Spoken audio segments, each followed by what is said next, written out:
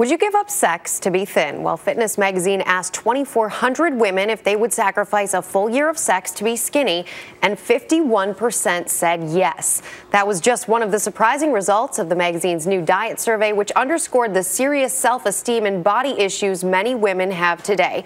And here to discuss the results is early show contributor and psychologist Dr. Jennifer Hartstein. Dr. Hartstein, great to have you with us. Thanks for having me. Good morning. And this study, you know, this 51% of women who say they'll give it up, what does that say about body image among women? Well, it really says a lot about body image. In fact, another study that I saw yesterday said 61% of women are thinking about what their body looks like while they're having sex. So clearly, we are so focused on appearance, and we're bombarded with images of what our appearance should look like, how thin we should be, how tall we should be, what we should be wearing. It's everywhere. So it's not really surprising that it's the thing that women think about the most, but the things they would give up in order to achieve this ideal is, I think, what's really surprising in the study. How tied to sex itself and the images that you see in the media do you think this image issue is? I think it's huge. And the fact is that sex, it's a really vicious cycle, right? Sex can make you feel sexy and can make you feel better. And yet when you're not feeling good about your body and good in your own skin, you don't feel sexy, so you don't want to have sex.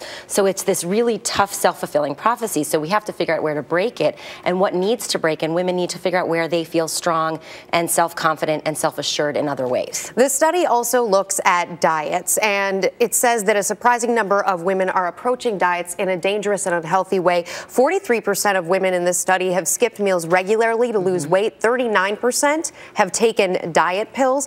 Even with all the information out there that says this isn't the way to do it, women are still doing it this way. Right, they are. And I think some of it is that belief that if I do these quick fix things, I will achieve this goal. And we also hear from celebrities, oh, do this cleanse or the baby food diets or do the maple syrup and cayenne pepper, all these kind of out there things that we're being heard and told by the celebrities that work. So we look to those people to say, oh, well, she lost 15 pounds on that. I'm going to try that too. And at the end of the day, it doesn't last. It doesn't stick around. One of the scariest things in the study to me is just how young all of this starts. Yes. In this study, you have 40% of women who say they went on their first diet not only in high school, but possibly in middle school. Yes, and that is so disturbing. And we're hearing more and more about even eating disorders starting so much younger and really starting in middle school. And the fact of the matter is that we focus on appearance in little girls much more than we do in little boys. So that message starts 5, 6 years old. So we need to start to build in our girls ways to feel confident and self-assured and really build their self-esteem on things that don't tie to appearance. Athletics, art, school, anything else that isn't tied to how they look, and really praise those things more, because that's what they need to hear, and that's what's going to build a difference in their future so they don't have to focus on appearance as much as we might now. You bring up an interesting point. How would the male population, as a doctor, you see both men and women, how would the male population look at this issue, and would they look at it differently? They may, but we are also seeing in recent research that men are having more problems with eating disorders. Men are having more anorexia. Men are having more bulimia. They're addicted to the gym possibly. So I think there is more of an appearance focus for men these days too. Not maybe as much, but it's getting there. If you do want to lose weight, possibly for health reasons and for psychological reasons, what do you recommend is the best way to do it? Well, you want to really stop and think about a couple different things. First, you want to go back to the basics. All of these fad things don't work. So go back to things like eating right, eating well, and exercise. Those things are time limited. They're time tested. We know they're going to work.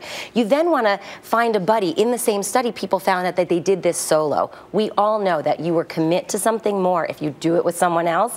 So Weight Watchers is a great example of that. Get a gym buddy, get a walking buddy, do it with someone else. Also, figure out, why do you want to lose weight? Who are you doing it for? Why are you doing it? Are you doing it for yourself because it'll make you feel good and feel better in your skin? That's great. That's great motivation, and you want to set the goals to do that. And lastly, you really want to think about, what is skinny to you? Is skinny fit? Is skinny muscular and athletic? Is skinny looking very waif-like? And what's healthy? Because what's healthy for you and your mind might not really be healthy for your body. So you want to figure out all those things. Yeah, maybe do away with the word skinny and replace it with healthy. Absolutely. Dr. Jennifer Hartstein, we really appreciate it. Thanks so much. And you don't have to skip sex to look good. For tips on how to reach your weight loss goals, go to our partner in health, WebMD.com, and search Healthy Diet.